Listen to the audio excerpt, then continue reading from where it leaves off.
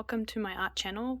We are in my messy studio office trying to figure out how to hang fully glazed pieces in the kiln without them sticking to the kiln shelf. Now there's a few different ways to do this. You can put your small pieces on top of a stilt. So these are easy to make by yourself. You just need a bit of clay and some kiln wire, and you can make different sizes and shapes depending on the forms you want to elevate. They're really handy for propping up glazed pieces off the shelf and stopping them from sticking to your kiln shelf. They're inexpensive, which is good because you probably will need to throw them out eventually. So this one has just been bisque fired. You can see the lighter colour of red clay.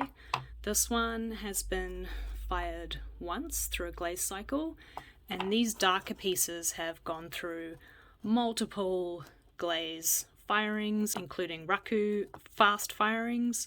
Eventually they will get brittle and they may break, but that's okay. That's why it's good to make them yourselves rather than trying to source stilts online, which can be a little bit costly. Now the downside to using stilts is that you will be left with a little glaze pocket. It's a little hard to see. A little section where it was sitting on top of the wire and that has pulled the glaze off. So you're left with this little sharp bit that you can sand down with a Dremel. However, it doesn't look very nice, so I ended up actually filling in these holes with some gold on top. But if you're wanting a smoother application, then you need to think about hanging your pieces in the kiln, and this is where we're going to create a jewellery or ornament shelf to hang. There are a few different designs to look at. I initially thought about making something like this, which is great. You can move the shelves apart depending on how many pieces you want to hang, but the downside to this is that you really need to source very thick gauge wire or special rods, otherwise you're going to end up with your wires bending and your forms probably touching the kiln shelf, which I have seen happen. I decided not to do that one, and I'm gonna design something more like this, where it'll just be a simple round form of clay, and I'll put some holes in it, and then I'll create my own little metal hangers out of thinner wire, which is great because that means I can pop them through really small holes. Because I only do small batches of ceramics, I won't need to create something too fancy. I'll probably just make the top form and balance it on a kiln prop. However, if I decide that I need to do heavier pieces or more pieces, I might want to think about creating this full form with a hollow tube of clay and then a base that is slightly thicker than the top shelf to give it some weight. But for now, we'll just make the top shelf and see how we go.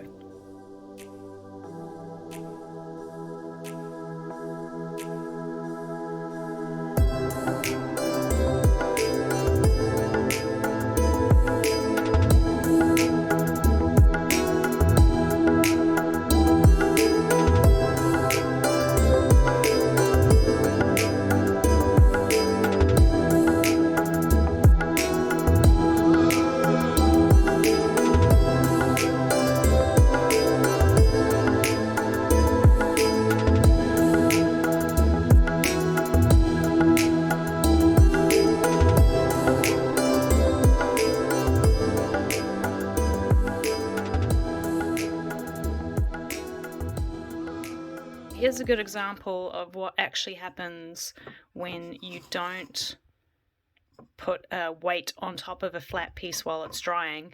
It can distort in shape.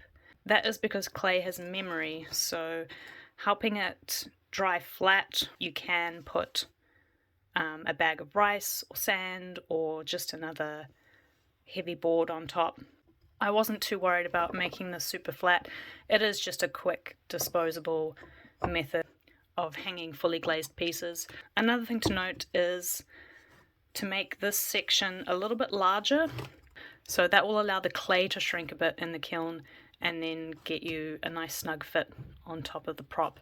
If you make it the exact same size as the prop, then this will shrink and it won't fit over the top. So you do want to bisque fire this before you assemble it and hang your pieces for your glaze firing. And that's it, a nice simple way to elevate your fully glazed pieces.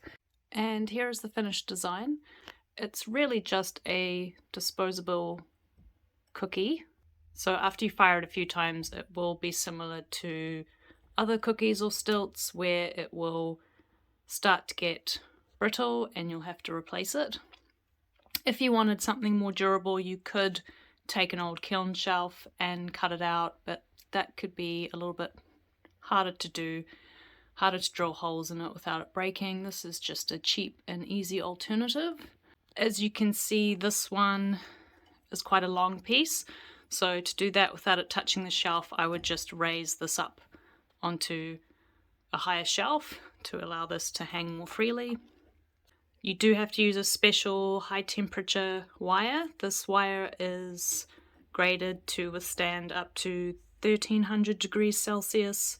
You can't just use any old wire. I hope this tutorial has been useful.